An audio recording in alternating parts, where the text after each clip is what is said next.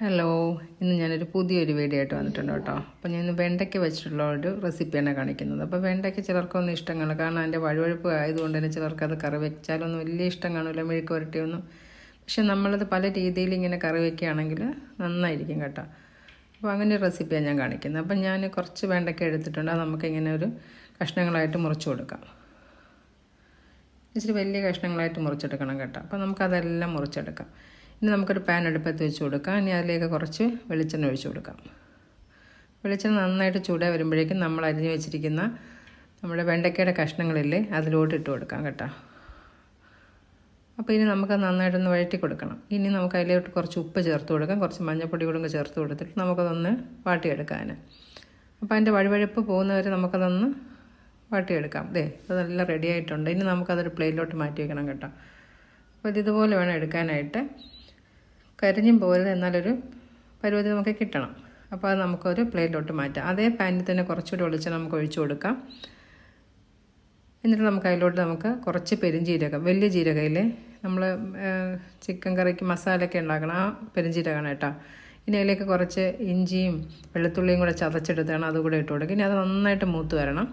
അപ്പോൾ മൂത്ത് വരുമ്പോഴേക്കും നമുക്ക് ചെറിയ ഉള്ളി, ഒരു 10-20 ചെറിയ ഉള്ളി ഞാൻ എടുത്തതാണ്. അത് മുറിക്കുകയൊന്നും വേണ്ട, മുഴുവനെ തന്നെ ഇട്ട് കൊടുക്കണം കേട്ടോ. അപ്പോൾ അതുകൂടെ ഇട്ട് കൊടുത്തിട്ട് നന്നായിട്ട് അതൊന്ന് വഴറ്റി കൊടുക്കണം. ഒന്ന് വഴണ്ടി വരണം ഒന്ന്. ഇപ്പോൾ ചെറിയ ഉള്ളിയൊക്കെ ചേർക്കുന്നതുകൊണ്ട് എനിക്ക് കറിക്കൊരു നല്ലൊരു ടേസ്റ്റാണ്. അപ്പോൾ ഇതുപോലെ ഒന്ന് റെഡിയായി കിട്ടണം കേട്ടോ. അപ്പോൾ ഇനി നമുക്ക് അതിലേക്ക് കുറച്ച് മസാല ചേർത്ത് കൊടുക്കാനുണ്ട്. ഇനി അതിലേക്ക് നമുക്ക് 1 സ്പൂൺ കാശ്മീരി മുളക് പൊടിയാണ് ഞാൻ എടുത്തിരിക്കുന്നത് കേട്ടോ. അപ്പോൾ അത് അതിലോട്ട് ചേർത്ത് കൊടുക്കുക. ഏത് മുളക് പൊടിയാണെങ്കിൽ ചേർത്ത് കൊടുക്കുക. ഇനി കുറച്ച് മല്ലിപ്പൊടി കൂടെ ചേർത്ത് കൊടുക്കുന്നുണ്ട്. എന്നിട്ട് എല്ലാം കൂട്ടിയിട്ട് അതിൻ്റെ പച്ച മണം മാറുന്നവരെ നമുക്കൊന്ന് വഴറ്റി കൊടുക്കാം. ഇതെല്ലാം ഫ്ലെയിം കുറച്ച് വെച്ച് വേണം ചെയ്യാൻ കേട്ടോ, അല്ലെങ്കിൽ അത് കരിഞ്ഞു പോകും. ഇനി ഞാനൊരു 2 ടൊമാറ്റോ മിക്സിയിൽ അടിച്ചെടുത്തതാണ്, അതുകൂടെ അതിലോട്ട് ചേർത്ത് കൊടുക്കാം. നന്നായിട്ട് അടിച്ചെടുത്തതാണ്. വലുതാണെങ്കിൽ ഒരെണ്ണം ചേർത്താൽ മതി. ഇനി അതും കൂടെ നമുക്ക് അതിൻ്റെ ഒരു പച്ചമണം മാറണമല്ലോ, അപ്പോൾ നന്നായിട്ട് ഒന്ന് ഇളക്കി കൊടുക്കാം. ഇനി അതിലേക്ക് ഞാൻ ചേർക്കുന്നത് എന്താണെന്ന് അറിയാമോ? പുളിവെള്ളമാണ്. ഒരു നെല്ലിക്ക വെളുപ്പത്തിലെടുത്ത പുളിയാണ്. അതുപോലെ തന്നെ ടൊമാറ്റോയ്ക്ക് ഒരുപാട് പുളി ഉണ്ടെങ്കിൽ ഇതിൻ്റെ പുളിയുടെ അളവ് വേണമെങ്കിൽ കുറയ്ക്കാം. അപ്പോൾ അതുകൊണ്ട് ചേർത്ത് കൊടുത്തിട്ട് ഇനി നമുക്ക് ആവശ്യത്തിനുള്ള വെള്ളം ഒഴിച്ച് കൊടുക്കാം.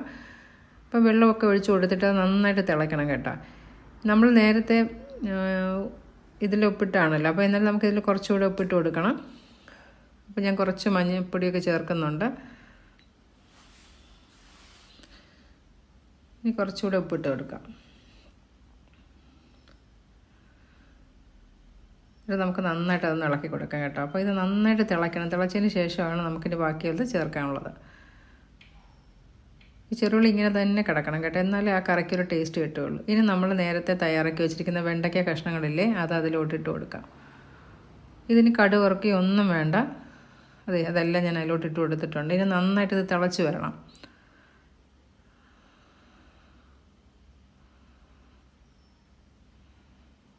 നന്നായിട്ട് തിളയ്ക്കുന്നുണ്ട്. ഇപ്പോൾ തന്നെ നമ്മുടെ കറി റെഡി ആയിട്ടുണ്ട്. വേണമെങ്കിൽ കുറച്ച് കറിവേപ്പിലൂടെ വേണം ചേർത്ത് കൊടുക്കാം. ഇത് തിളയ്ക്കുകയൊന്നും വേണ്ട, ഒരുപാട് എണ്ണയൊന്നും ഇതിൻ്റെ ആവശ്യമില്ലല്ലോ. അപ്പോൾ ഈ കറി നല്ലൊരു ടേസ്റ്റാണ് കേട്ടോ. ചോറിൻ്റെ കൂടെയൊക്കെ കഴിക്കാൻ തീയലിൻ്റെ ഒരു ടേസ്റ്റായിട്ട് നമുക്ക് തോന്നും, പക്ഷേ നമുക്ക് അത്രയും താമസമില്ലല്ലോ, നമുക്ക് തീയലിന് വറക്കണ്ടേ. പക്ഷേ അതൊന്നും ചെയ്യേണ്ട, ഇത് വേഗത്തിൽ തന്നെ ഉണ്ടാക്കിയെടുക്കാനായിട്ട് പറ്റുമല്ലോ. അപ്പോൾ നിങ്ങളൊന്ന് ഇതുപോലെ ഒന്ന് റെഡിയാക്കി നോക്കണേ. നിങ്ങൾക്ക് ഈ റെസിപ്പി ഇഷ്ടമല്ല, എല്ലാവരും ഷെയർ ചെയ്യാനും ലൈക്ക് ചെയ്യാനും ഒന്നും നിങ്ങൾ മറന്നു പോരുത് കേട്ടോ. അതുപോലെ നിങ്ങൾ ഉണ്ടാക്കിയിട്ട് എനിക്ക് കമൻറ്റ് ഇടുകയും വേണം കേട്ടോ. Thank you.